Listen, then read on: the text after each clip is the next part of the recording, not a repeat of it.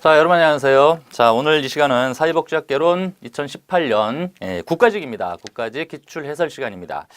자, 우선 그 본론 들어가기 전에 1번 문제 들어가기 전에 말씀드리고 싶은 것은 일반적으로 공무원 시험에서 국가직 시험이 보통 이제 국가직 사회복지학 개론이라 그러면 보호직 준비하시는 분들이죠. 이 체감 난이도가 예년에 보면 그 지방직보다는 조금 체감 난이도가 있었던 것이 사실인데 이제 요번 시험이 약간 특이한 것이 2018년 시험이 국가직임에도 불구하고 체감 난이도가 지방직보다 오히려 조금 떨어지지 않았나 개인적으로는 이런 생각이 듭니다. 이유가 뭐냐면 지금 이제 앞으로 풀어보시면 아시겠습니다만 이 법령 문제가 그렇게 많이 나오질 않았어요. 예전에는 국가직 시험이나 이제 특히 이제 서울시를 별도로 볼 때 이럴 때는 이 법령 문제가 상당히 많이 나오는 바람에 그게 이제 굉장히 좀 체감 난이도를 굉장히 높이는 역할을 했는데 현재 올해 시험에서 이제 2018년 시험에서는 그런 것들이 조금 안 보였어요. 그래서 아마 난이도로 봤을 때는 그렇게 어렵게 느끼시지는 않으셨으리라 하는 것이 제 개인적인 생각입니다. 그리고 제가 지방직 시험 해설에서도 말씀드렸습니다만 요 근자의 사회복지학 개론의 문제가 많이 좀 쉬워지고 있다 이런 추세로 제가 말씀을 드릴 수 있고 쉬워지기 때문에 오히려 합격선은 한두 문제 차이다 오히려 더 그렇게 가까워졌어요. 그래서 저도 이제 올해 그 결과를 취합하면서 보니까 만점자도 굉장히 많고요. 지방직 같은 경우에 많이 틀려야 하나 정도 틀리는 친구들이 꽤 많았다라는 얘기죠. 여러분께서도 앞으로 준비하실 때에는 제가 말씀드렸지만 깊게 공부하는 것보다는 오히려 넓고 얇고 그다음에 기본적으로 하셔야 할 것을 위주로 먼저 준비하는 것이 오히려 합격을 좀 빨리 당길 수 있다. 이렇게 또 한번 재차 말씀드립니다. 자, 그렇다면 거두절미하고요. 바로 국가직 9급 사회복지학 개론 진행하도록 하겠습니다. 자, 1번 문제부터 보시면요. 이 자조 집단을 만드는 동기라고 하는 문제가 나와 있어요. 자조 집단을 만드는 동기가 뭐냐 그랬습니다. 자조라는 것은 아시겠지만 구성원들이 스스로 서로 돕고 위하는 집단이 보통 자조 집단이죠. 글자만 봐도 자조, 스스로 돕는다라는 얘기죠. 경쟁을 위한 건가요? 여러분 생각에? 그렇지 않죠. 자선을 위한 것도 아니에요. 결국은 딱 자조 집단과 어울리는 얘기는 상부상조예요. 구성원들 서로의 위함 또는 형편을 살핌 이런 것들 상부상조하기 위한 것이고 기업의 사회적 책임감은 전혀 답이 될 리가 없겠죠. 자, 이건 체감 난이도를 논할 수 없을 정도로 아주 점수를 주기 위한 그런 문제가 아닌가 개인적으로 생각을 해봅니다. 자, 이건 길게 설명드릴 것도 없을 것 같네요. 자, 다음 두 번째 가보죠. 자, 다음에 사회복지시설 중에 이용시설이라고 돼 있어요. 이 사회복지시설의 구분에는 여러 가지가 있는데 이용시설 지금 여기 있습니다만 이용시설하고 또 뭐가 있지요? 생활시설이 있지요. 생활시설이 있습니다.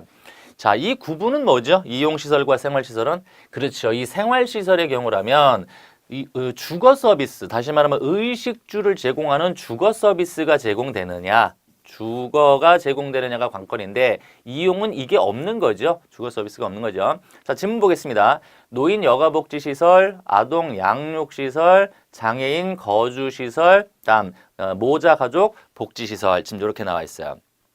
이 중에서 이제 서비스, 다시 말하면 주거 서비스가 없는 걸 찾으셔야 돼요. 없는 거. 자, 보면 지문에서 아동 양육이에요. 양육시설 이거 주거 서비스 제공되고요.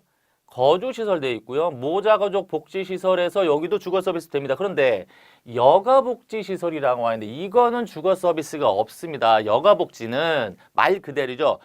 경로당, 노인교실, 노인복지관이에요. 이거 참고로 경로당, 자, 노인교실, 그다음에 노인복지관.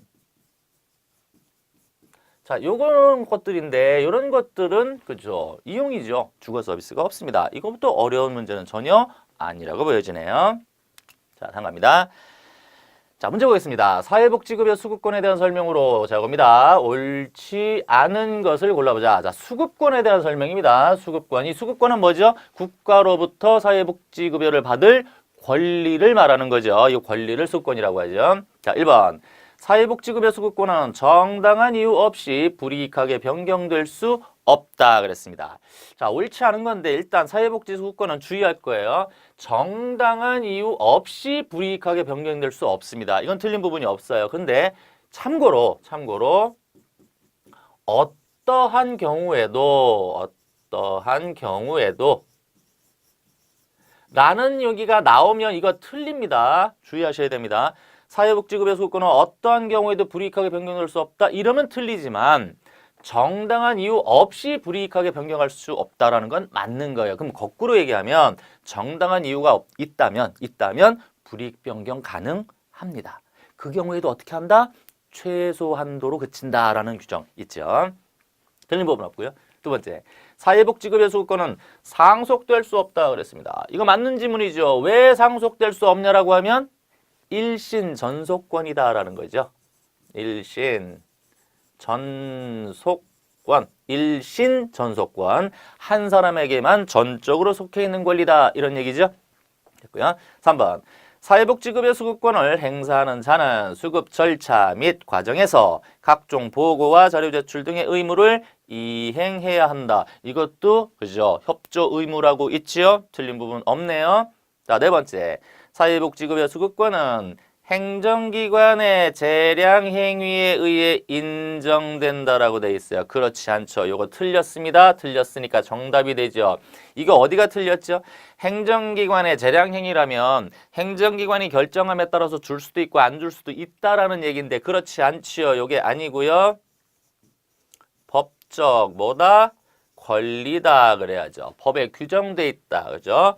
법 규정이 존재한다라는 겁니다. 4번 옳지 않습니다. 자, 이것도 어려운 문제에 속하지도 않죠. 여러분 보실 때 크게 어렵지 않습니다. 학습량이 제 개인적인 생각인데 좀 충분치 않다. 그렇다라면 뭐 이 행정기관의 재량의 행위라는 용어라든지 일신 전속권의 용어라든지 뭐 불이익 변경이라든지 이런 게 좀 생소하실 수는 있으나 어느 정도 학습량이 되시는 분이라면 충분히 어렵지 않게 고르실 수 있는 문제다 이렇게 보시고요. 이게 생소하시다 그러면 조금 더 학습량을 늘리시는 것이 좋을 것 같습니다. 자, 4번 가보죠.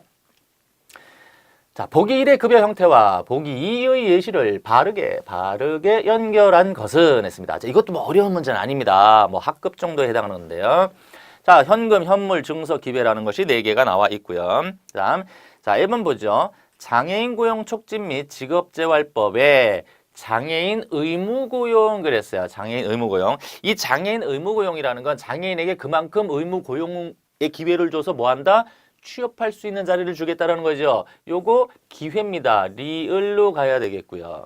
그렇죠? B번 보건복지부의 사회서비스에 전자바우처였어요. 바우처 그럼 벌써 끝났죠. 증서지어 디귿으로 가야 되고요. 다음 노인장기요양보험법에 방문 목욕했습니다. 이 방문 목욕은 현물로 받는 것이죠. 현물 니은이고요. 자, 국민연금법의 노령연금입니다. 노령연금은 현금으로 주지요. 기억으로 가게 됩니다. 자, 그러면 맞는 거 연결시켜 보면 자, 기억하고 디귿 맞죠? 디귿 디귿이라는 D죠. D와 기억. 그러면 요거 맞죠? 그다음에 니은이면 뭘로 갔죠? 니은이면은 C로 가야 되는데 B로 갔고 디귿이면은 B로 가야 되는데 A로 갔고 자, 리을이면은 A로 가야 되는데 C로 갔죠. 나머지 옳지 않죠? 여러분 뭐 연결하는데 크게 어려움 없을 것 같습니다. 이것도 역시 어려운 문제는 절대 아니고요. 자, 5번 갑니다. 5번. 자, 가보죠. 자, 소득재 분배에 대한 설명으로 옳지 않은 것은 했습니다. 이 소득재 분배 문제가 나오는데 한번 하나하나씩 보면서 가보죠. 사회보장제도에서 보호하는 위험의 종류와 적용 대상의 범위는 소득 재분배 효과에 영향을 미친다. 지금 다시 볼까요? 사회보장제도에서 보호하는 위험의 종류와 그다음 적용 대상의 범위, 적용 대상 누구한테까지 적용해 줄 것인가? 자, 이거는 소득 재분배 효과에 영향을 미친다라고 되어 있는데 이건 분명히 미칠 수밖에 없습니다. 왜 그러냐 하면 위험의 종류에 따라서 위험의 종류가 많아지게 되면 그만큼 재분배해야 할 사람이 많다라는 얘기가 돼요. 그렇죠? 부담할 사람들이 더 늘어난다라는 이야기 되고요. 또 적용 대상, 종류라든지 적용 대상은 사실 같은 맥락으로 보실 수 있는 거예요. 누구에게 많이 나눠줘야 할 것은 소득 재분배 효과에 분명히 영향을 미칩니다. 집중적으로 한 곳에 줄 것인가, 넓게 얇게 많이 줄 것인가의 문제에 정책적 영향은 분명히 미치게 됩니다. 틀린 부분 없고요. 옳지 않은 거죠. 자, 두 번째. 자녀가 없는 계층으로부터 자녀가 있는 계층으로 소득이 재분배되는 형태는 수평적 재분배에 해당한다고 그랬습니다. 자, 이거 잘 보세요. 이것도 제가 수업 시간에 분명히 말씀을 드린 겁니다. 분명히 소득 재분배는 수직적 재분배 이게 있고 또 수평적 재분배가 있는데 수직적인 건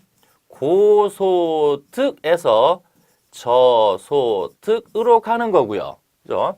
수평적인 건 자, 여기서는 저위험을 갖고 있는 집단에서 고위험을 갖고 있는 집단으로 가더라. 이게 수평적 재분배라고 그랬어요. 그래서 보통 산업재보상보험이나 또는 아동수당 같은 경우다라고 말씀드렸습니다. 아동수당이 바로 2번입니다. 이게. 그럼 보세요. 자녀가 없는 가족과 자녀가 있는 가족 중에 어디가 더 사회적 위험에 많이 노출돼 있겠냐는 거죠. 사회생활할 때. 자녀가 있는 계층이 더 위험이 높지요.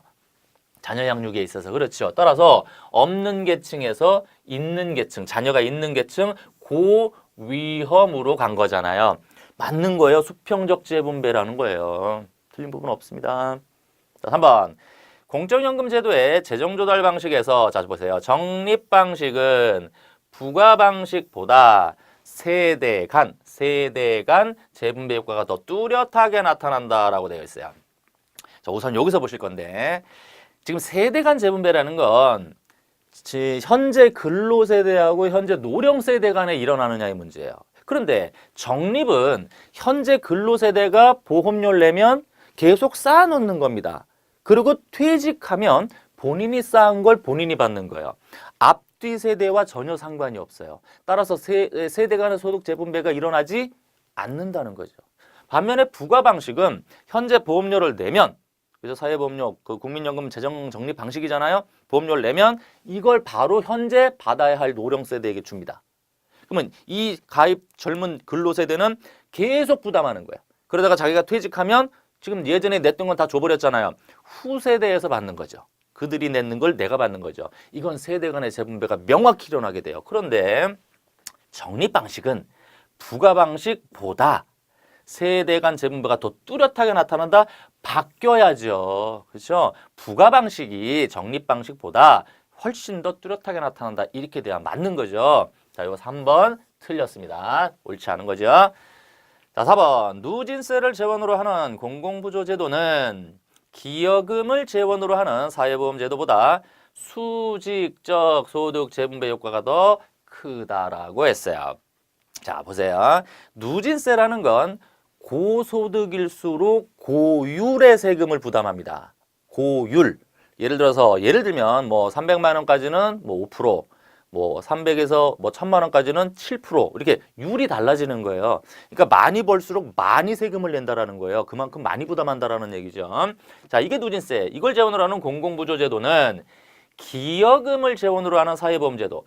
자, 기여금을 이거는 본인이 내고 그 낸 것만큼의 혜택을 보게 되거든요. 이거보다 수직적 소득 재분배 효과가 훨씬 더 크다. 이거 분명히 맞는 얘기입니다. 다시 말씀드리면 앞에 다 떼더라도 공공부조제도가 사회보험제도보다 분명히 수직적 소득 재분배가 더 크죠. 왜냐하면 사회보험제도는 기여, 급부와 반대급부가 있어요. 내가 낸 만큼 받는데 공공부조는 안 내도 되죠. 그러니까 급부가 없이 공공부조 혜택 보는데 내가 뭘 평소에 가입하고 내는 거 없어요. 그렇죠? 급부 없이 반대급부, 일반 세금으로 조성된 거 일반 조세를 가지고 그냥 주기 때문에 당연히 소득 재분배 효과가 크게 나타날 수밖에 없습니다. 그래서 4번도 맞는 거죠. 자, 정답 3번. 자, 다음 갑니다.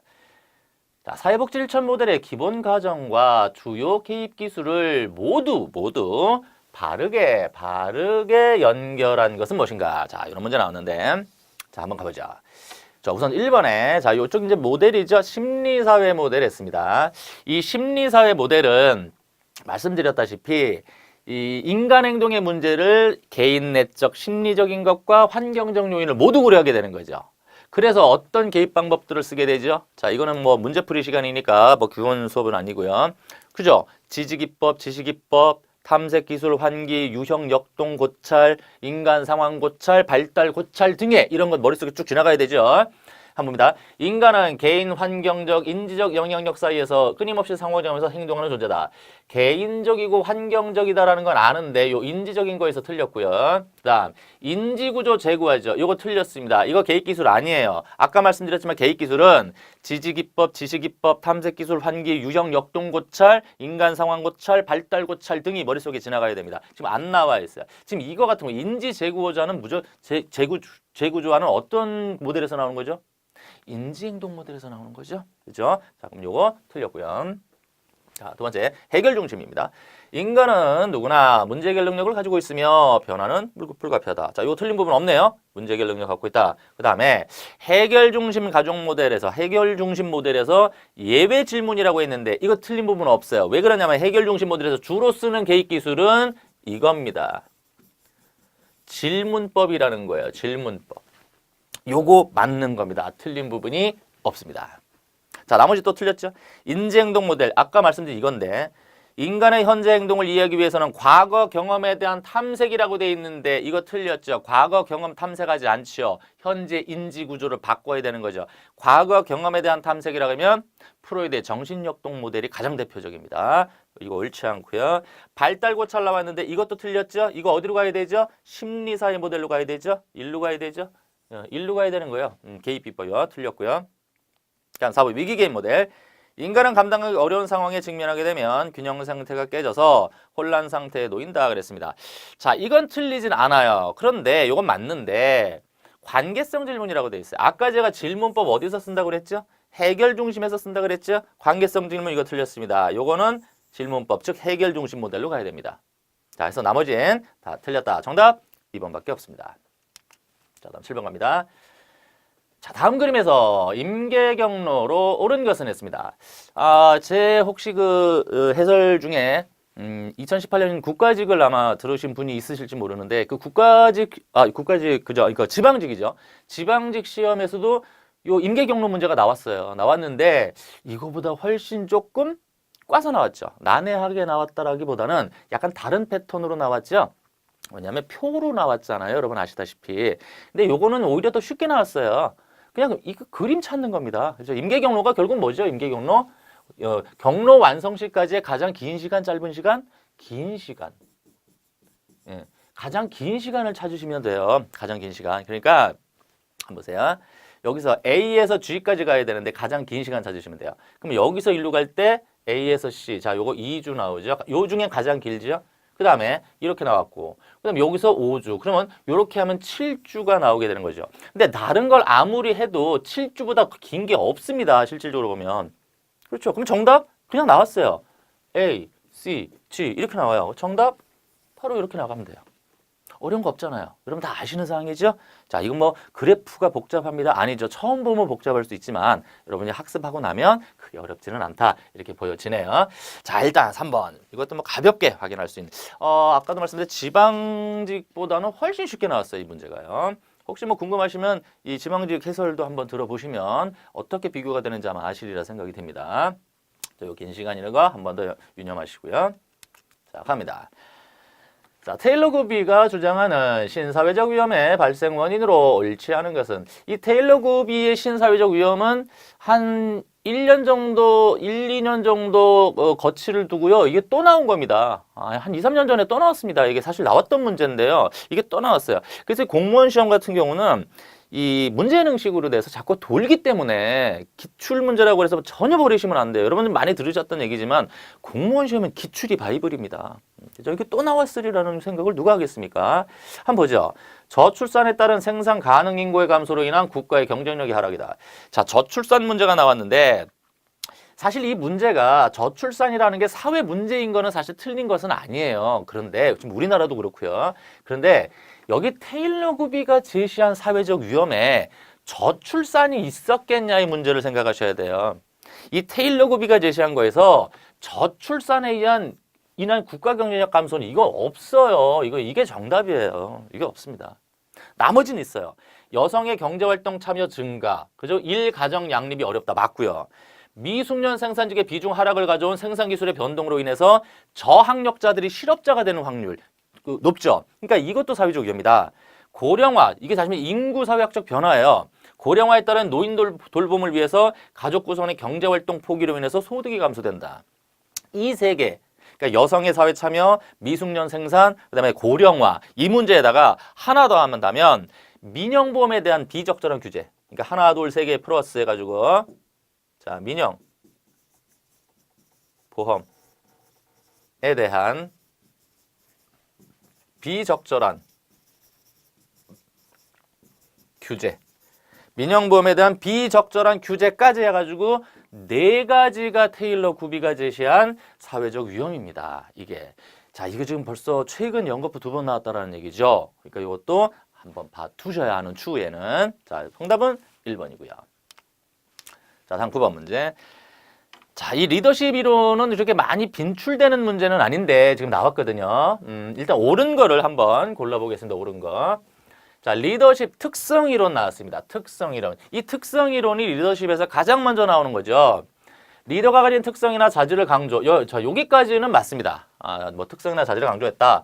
그러한 특성과 자질을 자, 여기서 학습을 하면 누구나 리더가 될 수 있다고 주장한다고 그랬는데 틀렸습니다. 이거 옳지 않습니다. 특성 이론은 학습을 하면 누구나 리더 되는 게 아니라 타고난다는 거죠. 리더는 타고난다라는 겁니다. 타고난다는 거.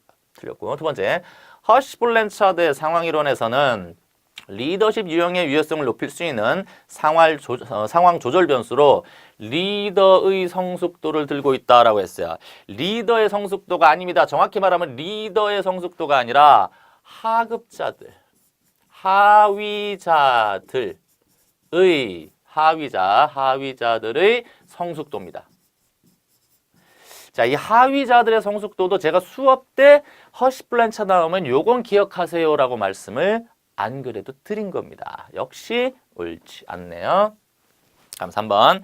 자, 피들러 상황 이론에서는 상황의 주요 구성 요소로 리더와 부하의 관계, 과업이 구조화되어 있는 정도, 관리자의 지휘구역 정도를 제시한다. 피들러 상황 이론이 상황을 고려한 최초의 리더십 이론이지요. 해서 리더와 부하의 관계라든지 과업의 구조와 지휘 권력 정도, 요건 맞는 서술이 됩니다. 자, 4번. 블레이크와 머튼이 제시하는 관리 격자 이론에서는 중도형 리더십을 가장 이상적이다. 틀렸죠. 이 중도형이 아니죠. 그죠? 뭐죠? 팀형이죠. 팀형이 가장 이상적 리더십이다라고 해석이 돼야 됩니다. 역시 4번 옳지 않습니다. 자, 정답 역시 3번이죠. 자, 다음 10번. 자, 문제 보시면 자, 보기 1에 기억 리을에 들어갈 말을 보기 2에 A부터 H에서 바르게 연결한 것은 자, 한 번씩 보겠습니다. 자, 기억은 어머니를 미워하는 것이 자아에 수용될 수 없으므로 나 자신이 미운 것으로 대체시키는 것으로서 우울증을 이야기하는 중요한 기제로 여겨진다 했어요. 자, 일단 이거는 어머니 미워하는 것이 자아에 수용될 수 없다는 건 내가 받아들일 수 없다라는 거예요. 내가 받아들일 수 없으니까 나 자신이 미운 것으로 대체시키는 거예요. 내 스스로가 밉다라는 거야. 어머니를 미워하는 걸 내가 받아들일 수 없으니까 차라리 나를 미워하자. 어머니 대신 나를 미워하자. 자, 일단 여기서 쭉 지금 이 프로이드의 소위 말하면 방어 기제들이 나오고 있는데요. 일단 뭐 다 읽어보고 가죠. 니은 보상과 속죄 행위를 통해 죄책감을 일으키는 충동이나 행동을 중화 또는 무효화시킨다 그랬어요. 중화 내지는 무효화한다라는 거거든요. 일단 이건 힌트 하나씩 보고요. 디귿, 실패 가능성이 있거나 심한 좌절, 불안감을 느낄 때 초기의 발달 단계나 행동으로 후퇴한다. 자, 힌트 되죠?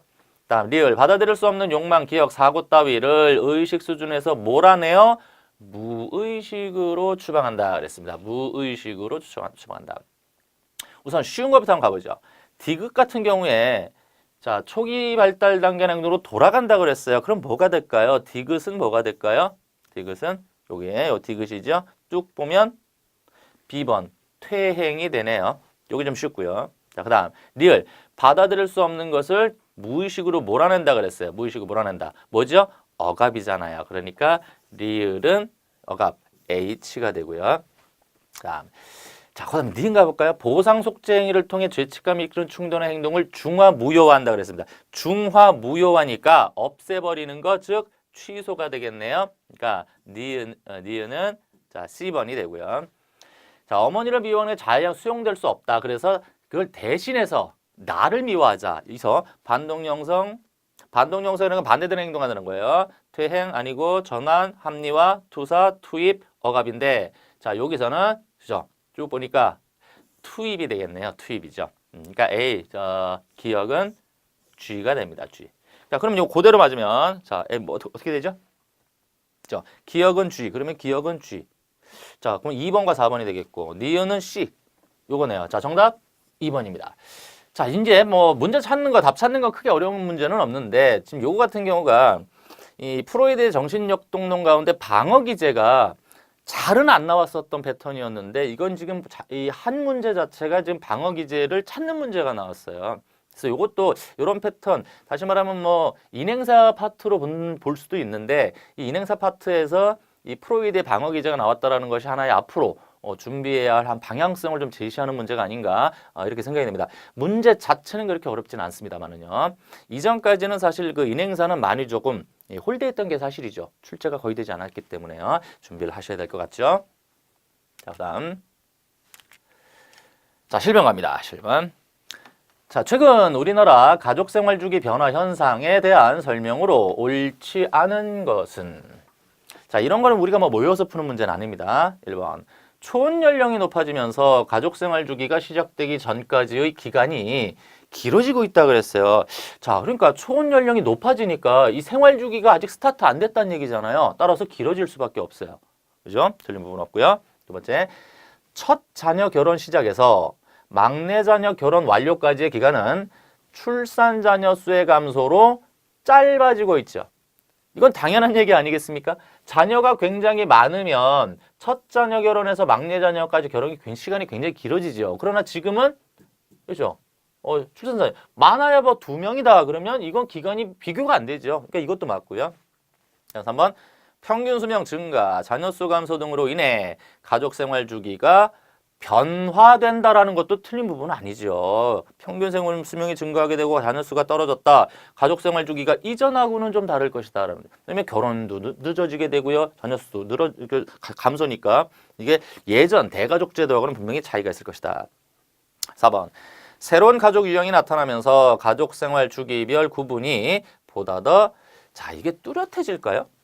여기 새로운 가족 유형이 나타나면서 가족 생활 주기별 구분이 예전에 가족 패턴이 정해져 있을 때에는 좀 뚜렷했는데 이게 모호해진다 그래야죠. 어떤 가족 유형이 또 나타날지 모르죠. 이게 옳지 않아요.